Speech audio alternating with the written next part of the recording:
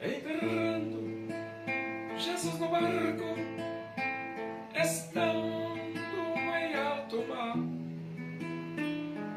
junto com seus discípulos, o Evangelho pregar.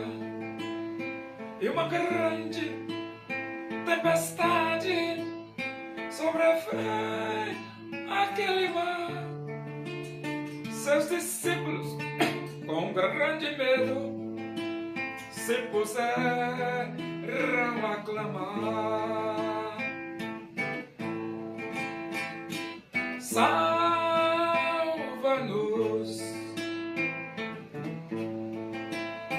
Senhor, pois estamos a perecer.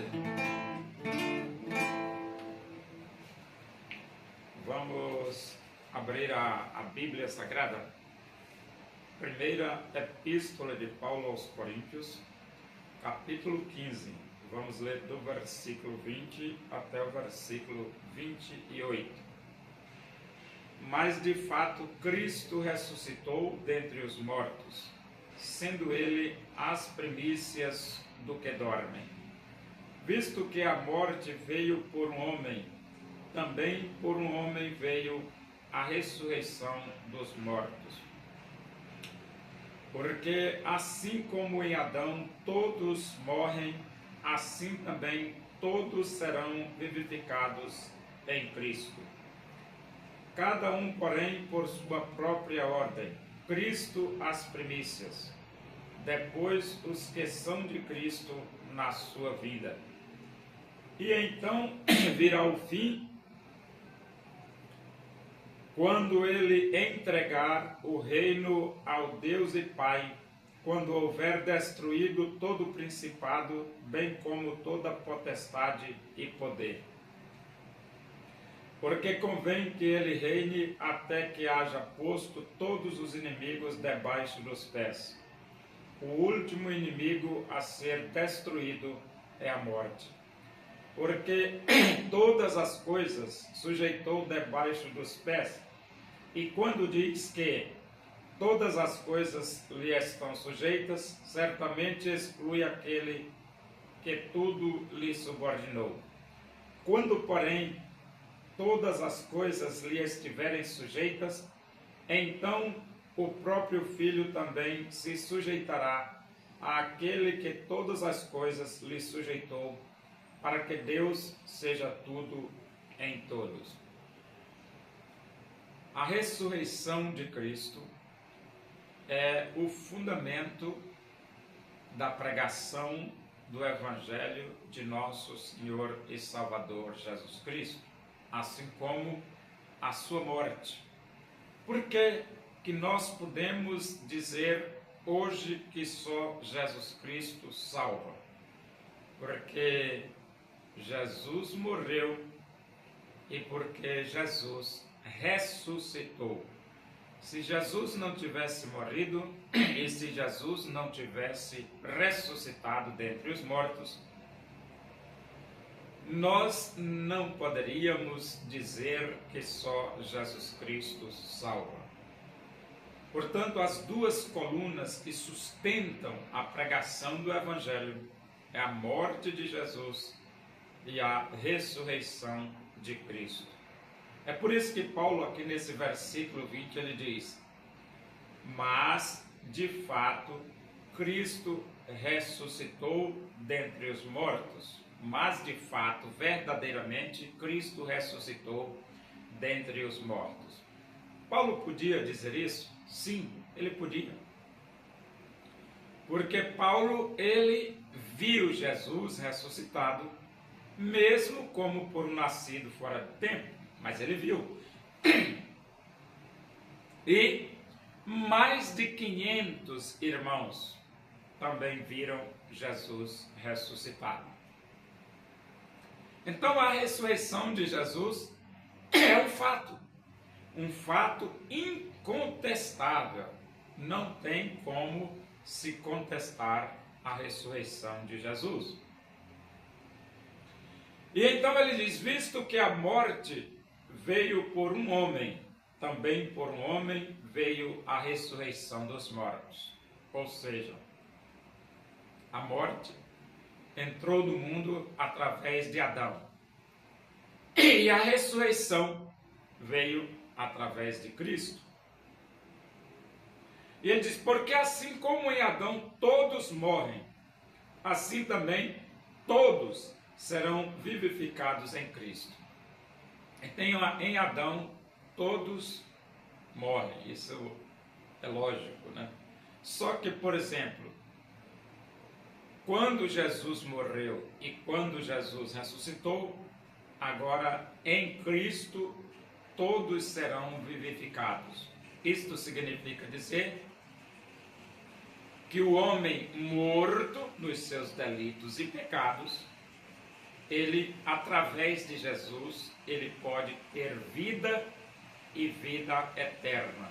Como a palavra de Deus diz, porque Deus amou ao mundo de tal maneira que deu seu Filho unigênito para que todo aquele que nele crê não pereça, mas tenha a vida eterna. Então, em Cristo, todos os homens podem ter vida eterna. E ele diz aqui no versículo 23, cada um, porém, por sua própria ordem. Cristo as primícias, depois os que são de Cristo na sua vida. E então virá o fim, quando ele entregar o reino ao Deus e Pai, quando houver destruído todo o principado, bem como toda potestade e poder. Então, todo principado, toda potestade e poder, destruído por Cristo Jesus, porque Jesus é o Rei dos Reis e Senhor dos Senhores. E no versículo 25 ele diz, porque convém que ele reine, até que haja posto todos os inimigos debaixo dos pés. Jesus reina, todos estarão sujeitos ao governo de Jesus. E o versículo 26 diz, o último inimigo a ser destruído é a morte. Por que que Jesus venceu a morte? Porque Jesus ressuscitou. E por que que nós podemos também vencer a morte? Porque em Cristo Jesus nós ressuscitaremos. Não só ressuscitaremos, como teremos vida eterna através de Cristo Jesus. Versículo 27. Porque todas as coisas sujeitou debaixo dos pés. Quando diz que todas as coisas lhe estão sujeitas, certamente exclui aquele que tudo lhe subordinou. Então, Deus é aquele que subordinou todas as coisas. E ele diz, quando, porém, todas as coisas lhe estiverem sujeitas, então o próprio Filho também se sujeitará àquele que todas as coisas lhe sujeitou, para que Deus seja tudo em todos. Então você percebe aqui que, resumindo, tudo vai se centralizar no governo de Deus. O próprio Filho vai se sujeitar a Deus, que sujeitou todas as coisas ao Filho de Deus e ao Salvador Jesus Cristo. E então, finalizando o entendimento desse texto, todos os regimes governamentais do planeta, eles vão desaparecer, vão deixar de existir. E vai existir apenas o governo de Deus. Por isso que o governo de Deus, o reino de Deus, é um reino eterno, completamente eterno. Quando o homem se arrepende dos seus pecados, aceita Cristo como Salvador de sua vida, ele tem o privilégio de participar do reino eterno do Criador dos céus e da terra.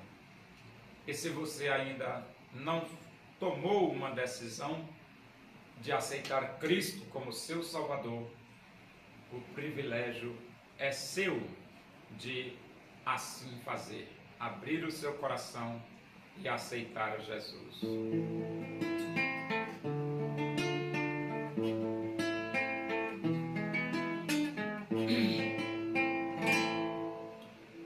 Os povos lamentarão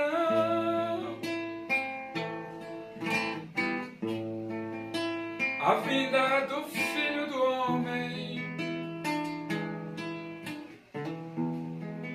pois não se arrependerão. Em Jesus eles não crerão. Assim como ele subiu, assim Jesus voltará. Assim afirmar os anjos, assim mesmo se cumprirá. Na volta do Salvador,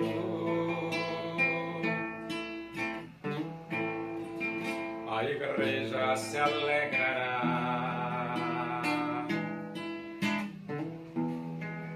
pois ela de coração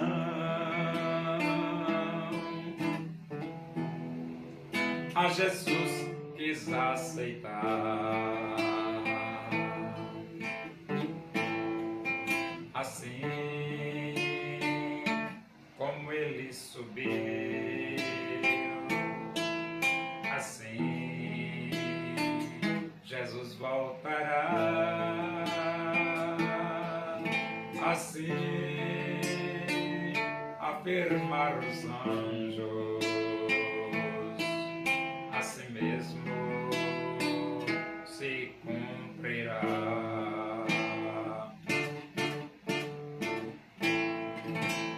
Oremos, agradecemos a Deus por esse momento na tua presença e que o amor de Deus, a graça do nosso Senhor Jesus Cristo, a comunhão e a consolação do Espírito de Deus seja com todos nós aqui, com todo o teu povo em toda a face da terra, hoje e para sempre.